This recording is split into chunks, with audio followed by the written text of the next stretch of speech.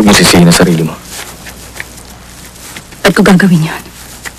Ako ba ang dahilan ng pagkamatay ni Siyo? Siyempre hindi. Pero mukhang yun ang nangyayari. May gusto akong sabihin sa kanya. Hindi ko nasabi. Kahawa-hawa si Siyo. Ang pinakaduwag na nandun na sila. Nakapatay ng General ng Bekche. Siyo, magaling ka. Pinahanga mo kami. Yun ang hindi ko nasabi sa kanya.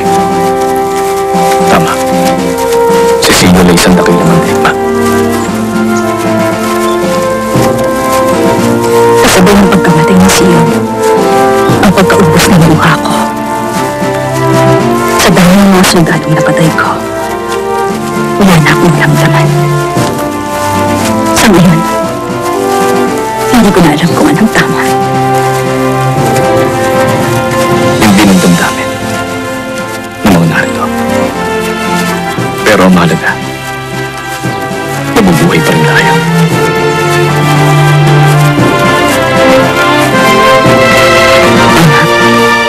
At parang naman ang Siyo, ipinitin ko yung mabuhay.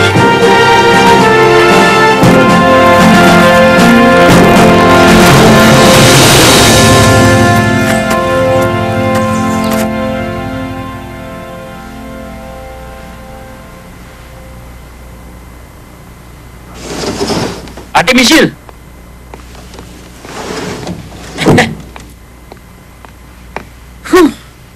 Nagugulo ang palasyo dahil doon sa magaling natin prinsesa. Bukod sa pagbabalasa sa gabinete at pagluklok ng kung sino-sino lang dyan, balak pa yata niyang hatiin ang kagawaran ng digmaan.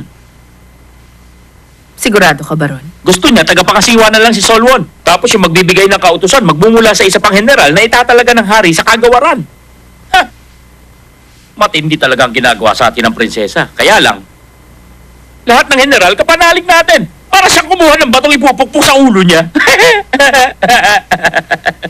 Sina Kim Soyun, anong balita sa kanila? Wala pa rin kaming balita. Buti pa ate pumunta ka sa bulwagan ngayon. Balita ko bibigyan ng pabuya ang mga nagtagumpay sa pagbawi sa Sokham. Ang mga bihag na general, natubos na ng Bekche ng mga pilak at ginto. At sa kasalukuyan, pabalik na si General Solwon sa sila. Papanong Amak? Anong nangyari sa puwersa natin sa Amak? Si Ministro Yongchun, naroon na sa himpilan natin malapit sa Amak. Sa kasamaang palad, wala pang bumabalik kina General Kim.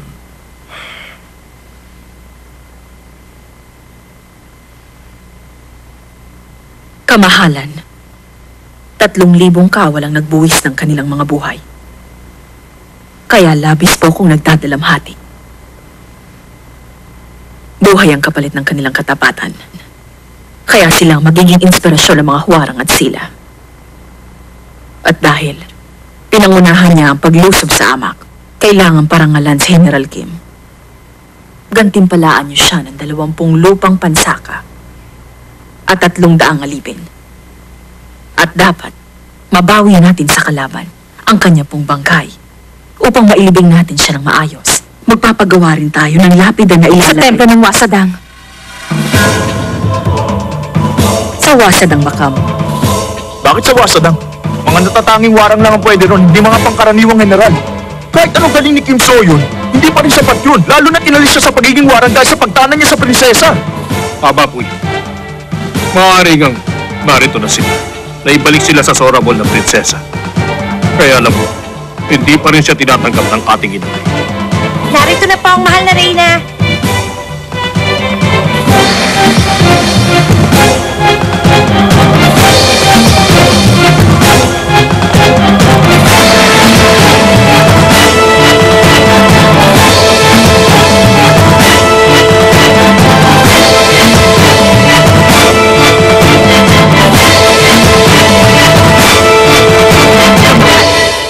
Kagagaling lang namin sa Kumusan, sa templo ng Kwanso upang bisitahin ang Inang Reyna.